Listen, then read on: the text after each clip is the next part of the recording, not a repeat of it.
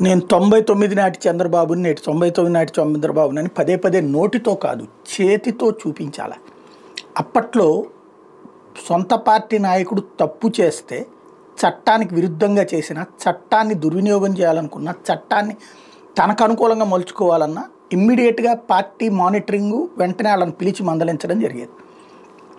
ఇప్పుడు పేపర్లు టీవీల్లో బ్రేకింగ్ న్యూస్లకు పరిమితం అవుతున్నది తప్పించి వాస్తవం కంప్లీట్గా రివర్స్లో ఉంటుంది. ఇవాళ క్యాబినెట్ సమావేశం జరిగింది.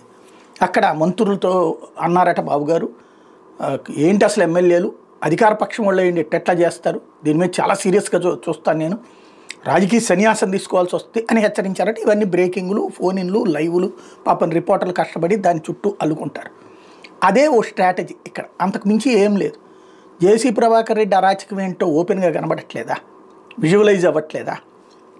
లేకపోతే అబ్బాయి చౌదరి నియోజకవర్గం దగ్గర ఏదో ఇప్పుడు చింతమనేని నియోజకవర్గం దగ్గర ఏం జరుగుతుందో కనబడట్లేదా?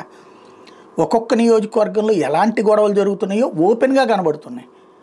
ఎలాగ దందాజి ఇప్పుడు శ్రీశైలం ఎమ్మెల్యేది ఏం చేస్తున్నది ఇక్కడ ప్రభుత్వం అంటే, అధికారుల్ని తీసుకెళ్ళి రాజకీయ ప్రభుత్వం మాది, రాజ్యాంగ ప్రభుత్వం కాదని చెప్పేశాక వాళ్ళు రాజకీయంగా ఎమ్మెల్యే మాట సచ్చినట్టు వింటున్నారు, లేదా నియోజకవర్గ ఇన్ఛార్జి మాట సచ్చినట్టు వింటున్నారు. వైసీపీ వాళ్ళు ఎమ్మెల్యేలు గెలిచిన చోటేమో తెలుగుదేశం నియోజకవర్గ ఇన్ఛార్జి ఎమ్మెల్యే వాళ్ళ దృష్టిలో, మిగతా చోట్ల తెలుగుదేశం ఎమ్మెల్యేలు ఇష్టారాజ్యంగా నడుస్తుంది. అక్కడ ఉన్నటువంటి గుండు సూది దగ్గర నుంచి పెద్ద పెద్ద భవనాల దాకా ప్రతి ఒక్కటి వాళ్ళు చెప్పినట్టే నడుస్తుంది.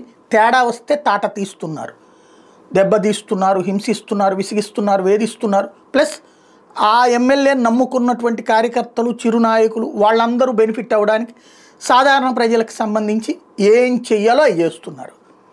ఇది రోజు ఈనాడు, జ్యోతి లాంటి పత్రికలే రాస్తున్నాయి. కాకపోతే అదంతా బాబు గారికి ఏం తెలియదు అని కాదు, బాబు గారికి తెలుసట. కానీ ఇట్లాగా ఆయన ఆగ్రహం వ్యక్తం చేశారు. ఎవరి కోసం అది, ఏం చేయడానికి?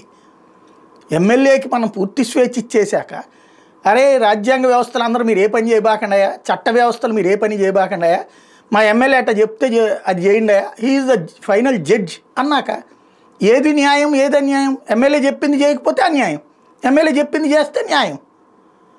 పేపర్ మనకు మాత్రం, ఇక్కడ జనాలకు మాత్రం ఇది సరే. మనకి ఇప్పుడు ఒక విచిత్రమైన అలవాటు ఏంటంటే, ఎడ్యుకేటెడ్ ఫూల్స్ పెరిగారు. ఇప్పుడు చదువుకున్నటువంటి మూర్ఖులు, వాడు దరిద్రం చేశాడు కాబట్టి ఈయన సెట్ చేస్తున్నాడు, ఆడు దరిద్రం చేశాడు కాబట్టి కదా వాళ్ళని దించేసింది.